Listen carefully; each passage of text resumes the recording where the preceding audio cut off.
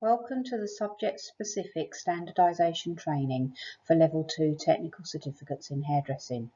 My name is Debbie Webb and I am the Principal Moderator for these technical qualifications. The objectives of this webinar are as follows: to provide an overview of the synoptic assessment and support areas where weakness, omission or misinterpretation has been observed in past series, to highlight good practice, facilitate standardisation activity within your teams, and to supply a reminder of typical activities required for standardisation. Firstly, let's review the synoptic assessment requirements, clarify some of the use of terminology, and the paperwork requirements around the collation of required evidence. The assignment brief. This is to be given to candidates 4 weeks before the start of the synoptic assessment. This is an overview only and not the full breakdown of tasks. This is so the candidate knows what services they will need to complete on the day and can source their models appropriately. They know they will have to plan their services and review them afterwards. The synoptic assessment contains 3 tasks. Task 1 is the consultation, and this must not be carried out more than 7 working days before Task 2. Details of services and images of planned outcomes must be recorded on the form provided. The Task 1 proformas must be used to document the consultations. Whilst the format of these can be adapted to meet local need, the information and prompts included in them must not be changed, removed or added to. As previously mentioned, images must be included to show the planned looks and/or expected colour results for all the services. These forms are completed in controlled conditions laid out in the assessment pack, taken in by the tutor after completion and given back prior to Task 2, for reference use only.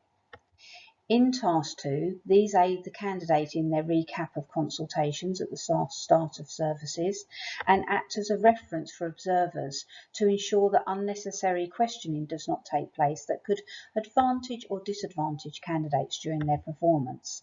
This must show accurate candidate details and be dated to confirm the implementation of assessment. Task 2 is the practical performance. The candidate should approach this task as they would running a column of clients in a salon. Services must be carried out on the same day and meet the requirements on page 7 of the synoptic pack. Candidates must not be stopped if exceeding the service times. However, how well they manage their time must be considered in observer notes and the marking of the assignment. Candidates must not be given feedback during or after the task. Task 2 Proforma. This is used to record aftercare advice given during the services. If the candidate forgets to provide aftercare, this should be recorded here. It must not include planned aftercare. Candidate details and the date must be clearly recorded. Task 3 is a self-evaluation. It is expected here candidates will discuss the strengths and weaknesses of their performance and suggest improvements to progress their practices. Centres must refrain from providing feedback during or after Task 2 and before Task 3, as this will compromise the validity of the Task 3 evidence. The Task 3 proforma must be used to record the candidate's evaluation. Again, the format can be changed to meet local need, but not the content in any way. This task must be implemented according to the rules of the assessment within the synoptic assessment pack. On completion of all tasks, a declaration of authenticity must be completed and fully and accurately to authenticate the assessment tasks as the candidate's own work and indicate any support given. Failure to provide this will mean the synoptic cannot be processed by the awarding organisation. The following 3 slides bring attention to aspects of each synoptic where perhaps misinterpretation or weakness has been identified during previous submissions. For hairdressing and cutting and styling, the cut must remove a minimum of 2 centimetres throughout the head. And if a one-length look is being completed from the range in the assessment, it must be above shoulder. The dressing up of long hair, 80% of the hair needs to be up. And the hair up must incorporate both plaits and twists, as well as curls or rolls, or both, using a dressing technique of either backcombing or backbrushing. The dry set, candidates must ensure their technique is the best fit for achieving the volume of movement in the look that is being realised. For the colouring services synoptic, centres must ensure during colouring services that candidates adhere to the requirement for using permanent or lightening products. A minimum of 2 clients are required. Where the brief mentions combining services, this refers to combining colouring and styling services and not the combining of colouring techniques within one service. The combination of technique is considered level 3. However, combining the use of colour to produce multi-tonal looks, demonstrating greater depth and knowledge and understanding around colour and its use to produce individual looks, is encouraged. In hairdressing, wet setting must align with the range in the assessment, and the hair must be fully wet, having been shampooed and conditioned, or fully wetted at the basin prior to completion. Photographic evidence. Centres must ensure candidates are aware of the importance of their images, as they play a significant role in validating their level of performance and the other evidence submitted during external marking. Here we have examples of photographic evidence for Task 2. As you can see, the image on the left showcases the detail far better than that on the right. We urge centres to ensure when taking images that the lighting, the focus, the distance that they're taken from, and the angle that is used is sufficient and accurate to showcase the detail on all the required photographs. Here we have examples where dark hair against a dark gown makes accuracy and balance hard to ascertain, where the finished look is not fully captured in the image. Shows how busy backgrounds and the angle of the head or the camera can impact upon the quality of the image. These factors can all result in challenge to agree the observation comments and or the marking decisions during external marking. On the far right is an example that demonstrates good practice. Here we have examples of best practice when uploading to the moderation portal. One where all tasks, required images, observation and marking documents have been amalgamated into one file. Another where the images have been separated from the task, observation and marking documents. There should be no need to provide more than 3 documents on upload. One with the candidate's tasks in. There is a performer available on the qualifications pages ready for population. Another with the centre observation, marking and declaration forms. Again, there is a pack available on the qualification pages of the City and Guilds website. And perhaps the last, a presentation with the images in, if these have been separated from Task 2. Centres sometimes use a PowerPoint for this purpose. Deviation from such practice can lead to the result deadlines not being met, or centres being asked to resubmit onto the portal.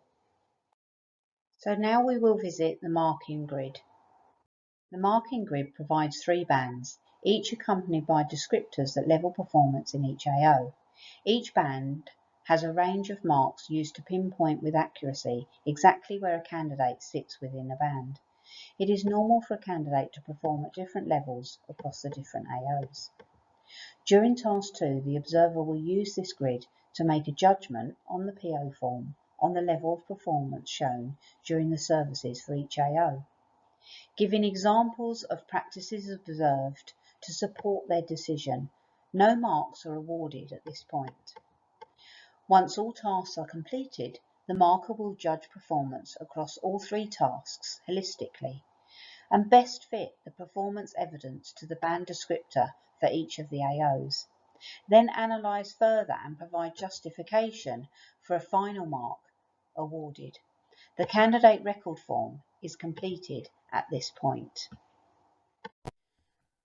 AO1, recall of knowledge. So this is about the regurgitation of fact, or the candidate's awareness of a situation, or their familiarity with a situation or a process.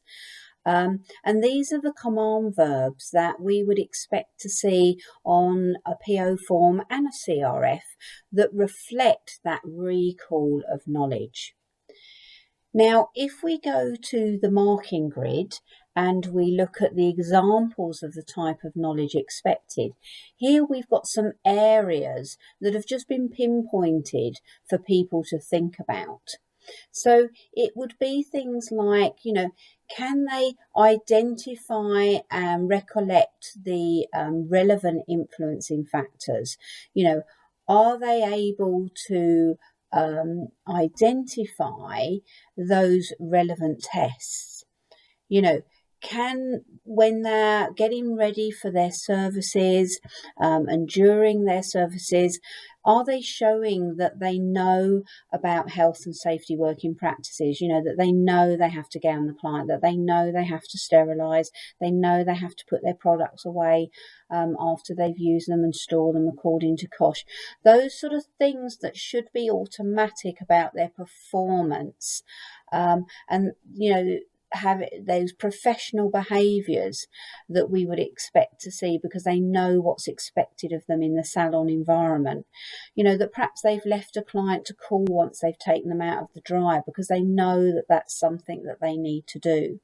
They've been able to select the right or select tools and equipment for use and products, taking into consideration maybe the hair obviously type, but again some of those things, if they get them right, is about how strong their knowledge recall is, and that would then obviously begin to put them into those band descriptors of 1, 2 or 3. The things of, can they sequence their services correctly? Are they aware of the processes they need to go through? Can they sequence the techniques within the services correctly for use? When it comes to their shampooing and conditioning, are they using the massage techniques, in the right sequence? That's the sort of thing that shows knowledge recall. Obviously, I'm not giving you, there could be loads of other examples. I'm just trying to give you an idea related here to the marking grid to make these examples make sense. Now, hopefully, if I've expanded a bit more on that in the bottom section that I've added to the marking grid. But that's the sort of thing that would show knowledge recall in a performance. Now, what we would expect would be comments around that using these command verbs. And then as an overarching judgment, if you like, whereabouts that candidate sits, so generally, was their recall accurate and showed reasonable breadth? Or was it strong and confident? Or was there areas of weakness? And that then helps the marker, when they're looking at the full assignment, to see where perhaps that benchmark was when the task 2 observation of the practical performance was done. Now, when it comes to the CRF, obviously we would expect to see again those descriptors, but some of the command verbs we're going to see are perhaps different, because things like the candidate listing or the candidate describing a procedure or the appearance or the feel of something is really going to come from their written work perhaps rather than their task 2 performance. So that's their task 1 and 3, whereas being able to prepare for or being able to identify, perhaps that's going to come more within those PO forms, because that's a little bit more performance related.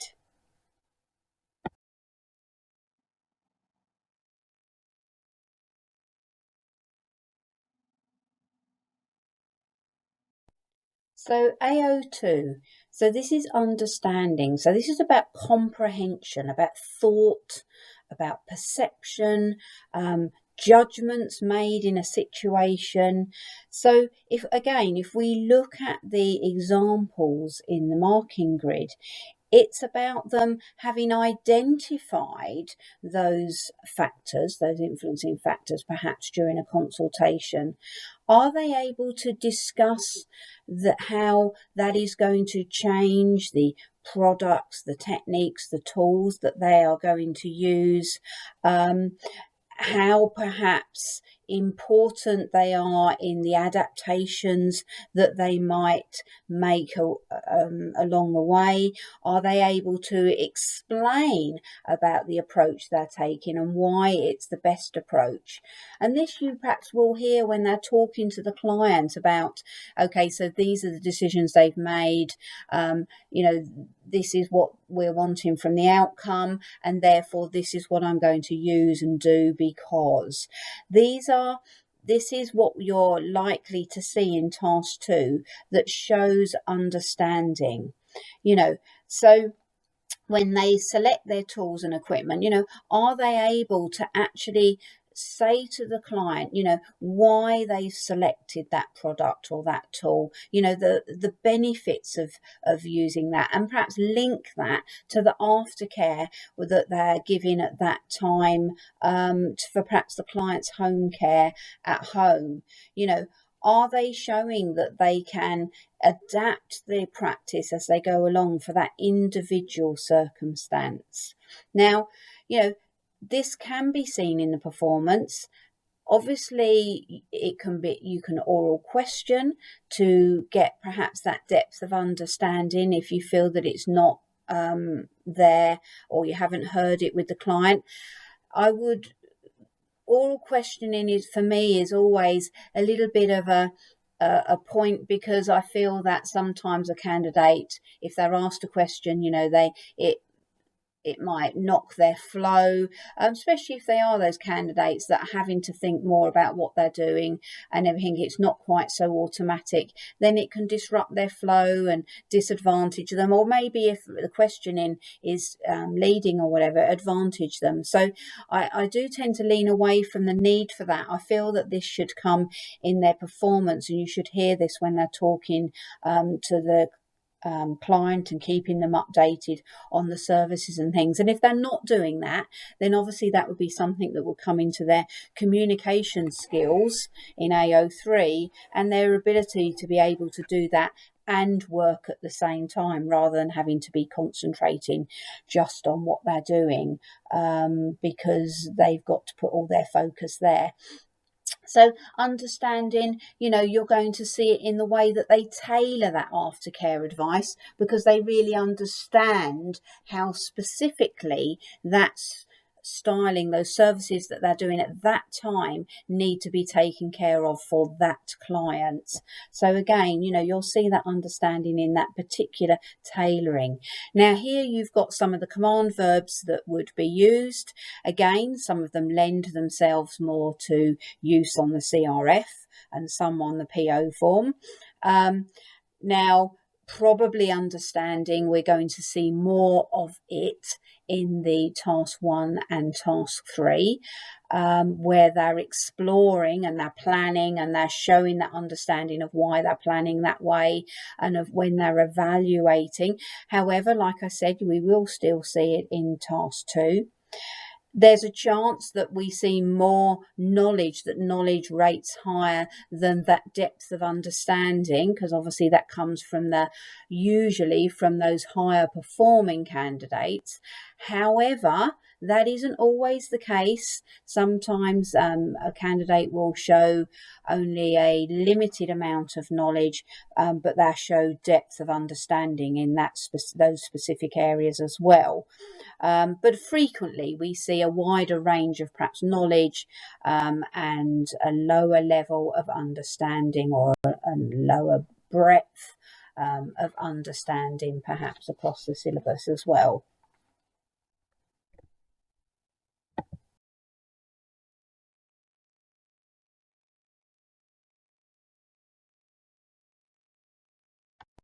So AO3, their application of practical skill or their technical skills, their level of expertise and their level of dexterity. So here we're talking about when we talk about communication skills, we're not talking about necessarily the understanding that they show when they're talking about a product or application of a tool or something like that.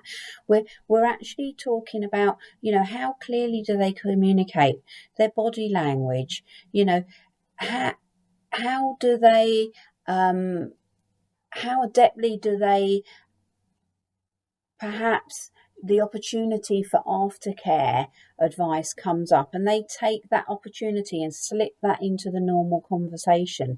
How well are they able to carry on conversations whilst also performing the skills, or are they having to really concentrate on the skills and therefore the communication kind of goes out of the window a little bit.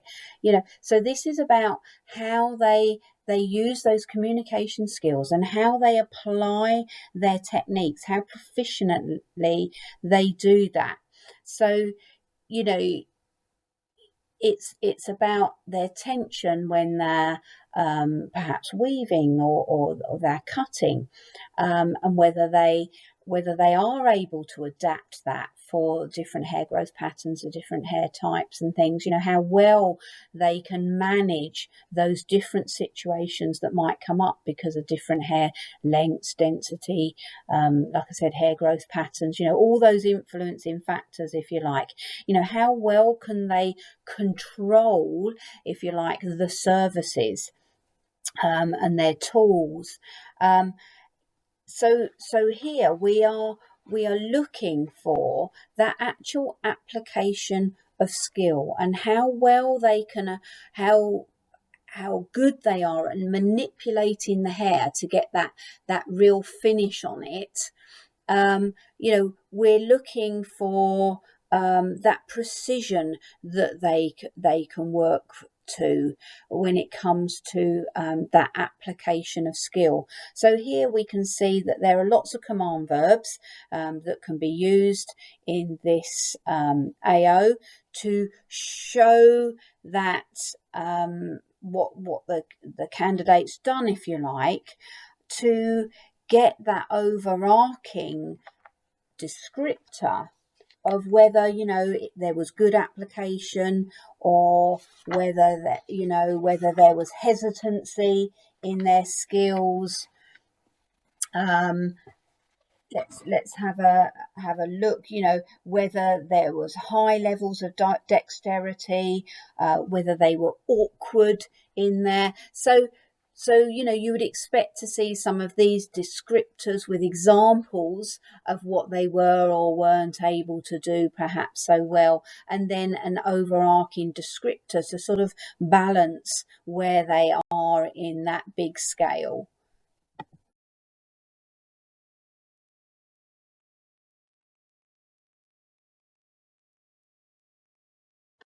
So AO4, bringing it all together, you can see here we've got some command verbs that we would expect to see on the PO forms and the CRF. Again, some lending themselves to use perhaps on one form rather than the other. But these are the command verbs that we would expect to kind of see.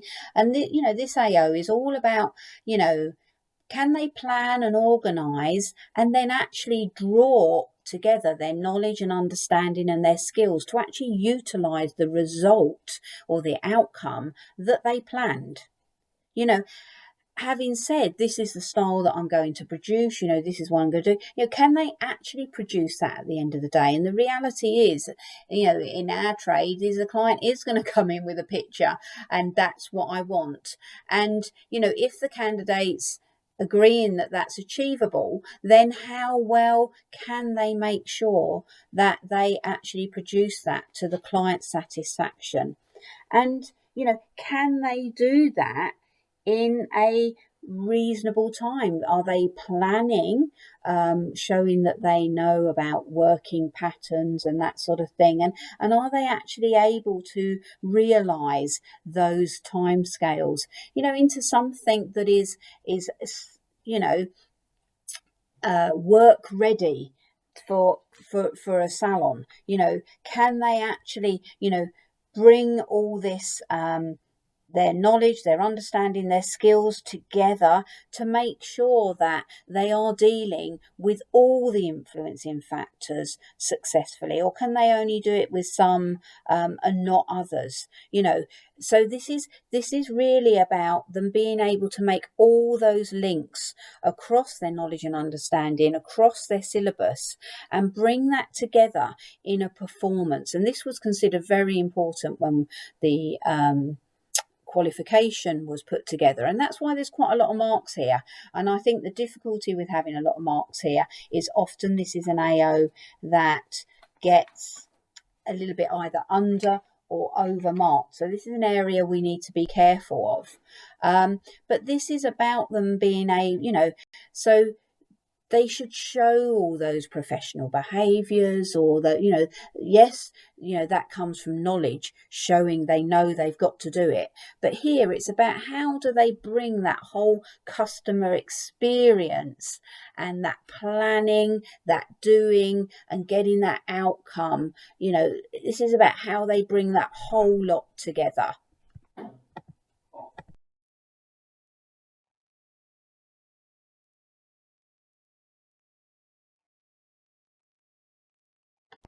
AO5, their attention to detail, so their thoroughness, their accuracy, their precision. And again, here we've got command verbs that you would see on the forms to obviously reflect performance in these areas. Now, here we're talking about, how thorough are they when they're getting ready for their services? Do they actually get everything really ready? Or, do they forget things, and then during the performance they're having to go to and fro getting things that they knew they needed? We all know that sometimes something might change and they have to get something else, but could they have got that ready to begin with? How methodical is their work in practice? How clean are those sections? Are they really making sure that they're working with as much precision as possible? Are they thinking about the positioning of the client and themselves? Are they checking that as they go? Are they maybe adjusting the chair, that type of thing? Are they checking their accuracy as they go through the haircuts and the balance, and using perhaps more than one method as we do for checking those haircuts and things? When they're doing their weaving, are they doing that?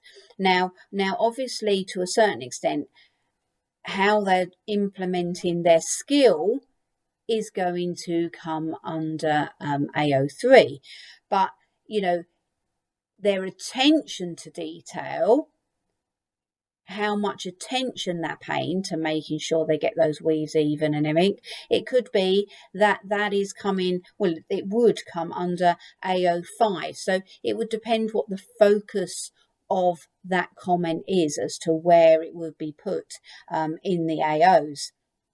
But are they taking the care to refine the finished look, to get that professional finish on their hairstyles? Or are they kind of just finishing the service and then that's it, really? They haven't taken the care to really dress that end style that will be expected from somebody who's doing it professionally, rather than somebody who's just doing it at home. Are they really engaged in what they're doing? Are they really enthusiastic? Are they really motivated? Are they really going that little extra mile in the client care and everything to really establish a good working relationship with the client? Or are they kind of just really on a satisfactory level? So again, this AO is about their level of professionalism, really, their ability to be able to really polish those looks. Are they a perfectionist? Are they really, really trying to get the best possible outcomes?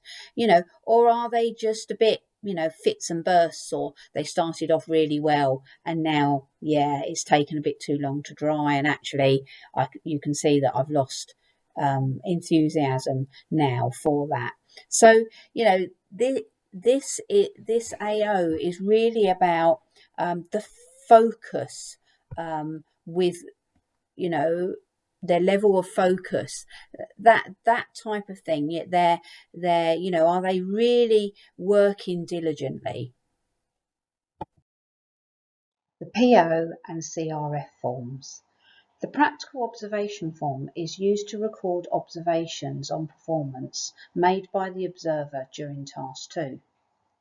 The candidate record form is used to record an holistic judgment of how the candidate has performed across the tasks. The form must provide justification and a mark for each AO, which is reflective of the candidate's evidence. The next few slides focus on the usefulness of descriptors, comments and examples of practice for the purpose of making judgments during the marking, both internally and externally.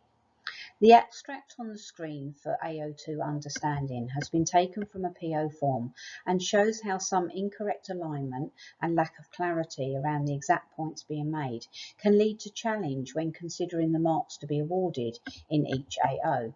Let's have a closer look to aid development. Selection of products is recall of knowledge. However, understanding is demonstrated in the staggered removal of foils.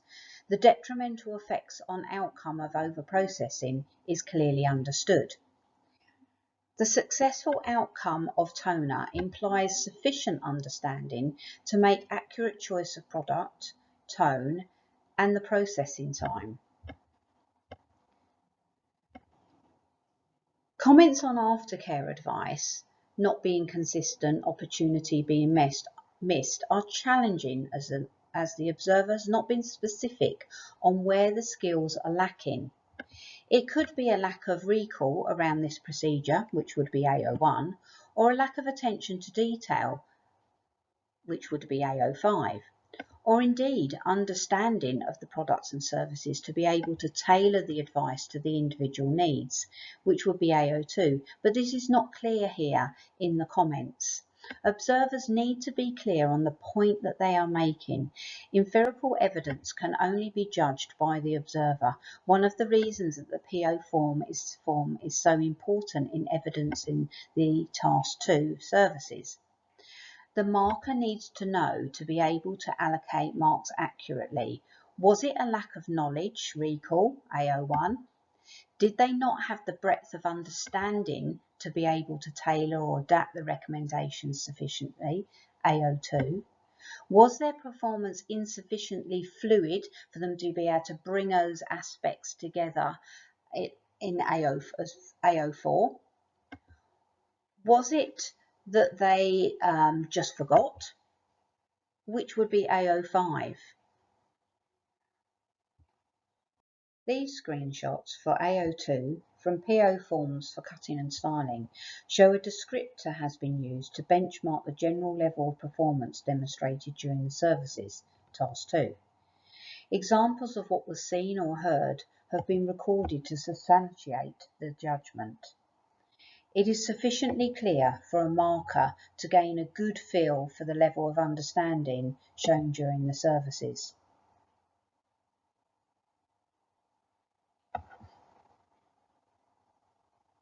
Here we have another good example of a PO form for colouring services discussing performance in AO3. The observer has provided a descriptor that benchmarks performance and then examples of practices seen, the strengths and weaknesses of implementation of technique to substantiate the judgment on performance. This provides a clear picture of the skill, dexterity shown in Task 2 to be used during marking of the full assignment later. Here we have an example of AO4, where a candidate has been disadvantaged by the centre. There is no justification, examples of practice to support the judgments made. It does not bring the performance to life for the markers internally or externally, and makes awarding marks with accuracy in this AO impossible internally, and as a result risks marks not being agreed during external scrutiny. The PO form, alongside photographic evidence, is key in evidencing candidates' level of performance. The next two slides give good example of how descriptors and comments can be aligned on the candidate record form to provide a clear summative picture on level of performance within an AO. This type of evidence aids more accurate alignment of marks in the marking bands. Here we can see the candidate planned well, was able to discuss challenges, and their practices were underpinned by secure levels of knowledge and understanding. They were able to adapt services and manage client expectation to ensure satisfaction, gaining excellent marks for AO4. Here in AO5, descriptors have been used to level performance. Aspects of tasks have been highlighted where care and attention has been evidenced. Whilst there is no mention of attention to detail in the planning, it is considered generally a holistic approach to marking has been considered by the centre. Whilst examples and information within this webinar regarding the AOs, the use of PO and CRF forms are by no means all-inclusive, hopefully it will have provided useful guidance and reinforced the importance of the evidence requirements and the need to be clear on the skill area being highlighted when discussing aspects of performance within the AOs. Standardisation. Technical qualifications are both internally and externally standardised to ensure the consistency and reliability of the qualification standard.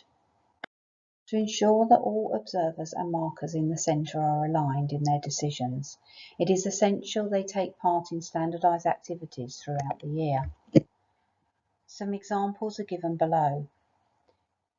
Discussing and familiarising with the qualification handbook, reading documents supplied on the technicals and qualification pages of the City and Guilds website, reading the synoptic assignment in full and discussing ways that the candidate might generate evidence, discussing and practicing holistic marking and ranking candidates' work, discussing validity, sufficiency and authentication of evidence, using the marking grid to assess both practical and written pieces of work throughout the year, the use of formative or mock assessments, using a selection of evidence to blind mark pieces of work, comparing judgments in the bands, comparing marks and descriptive comments on PO forms,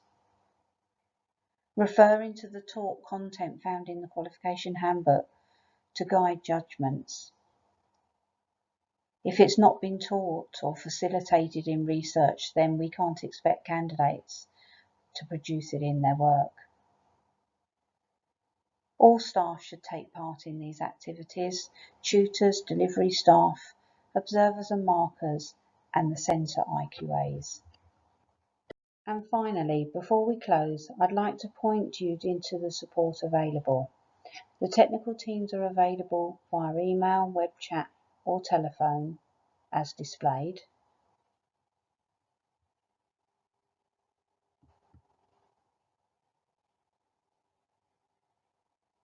Further support is available on the Technicals page of the City and Guilds website, shown here. And I would like to draw your attention specifically to the qualification report, which details the data coming out of the results for each year, along with hints of how to avoid some of the pitfalls that centres may have fallen into in past series. It includes narrative on the synoptic assignment along with 2 external exams, and I'm sure you'll find it helpful.